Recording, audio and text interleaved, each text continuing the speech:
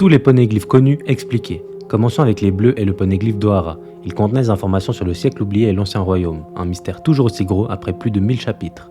On enchaîne avec le poneglyphe sur Alabasta, gardé par la famille de Vivi et qui contient des informations sur Pluton, situé sur Wano.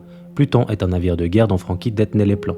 Sur la cloche en or de Skypea, on trouve celui qui contient des informations sur Poséidon, qui s'avère être Shirahoshi. Il en existe un deuxième sur Skypea dans les ruines, où on y retrouve des informations pour trouver celui sur la cloche. On finit avec celui sur l'île des hommes poissons, c'est la lettre d'excuse de Joy Boy. On ne connaît pas ce que contiennent les autres, mais il en reste 6 que l'on a déjà vu dans One Piece.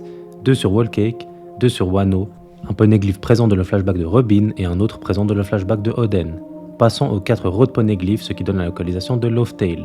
Le premier que l'équipage de Luffy trouve se situe sur Zo. Il est gardé par les Minks. Le deuxième sur Whole Cake Island, qui a été volé par Brook. Il n'en reste plus que 2, celui sur Wano et celui qui est inconnu et reste encore un mystère à résoudre.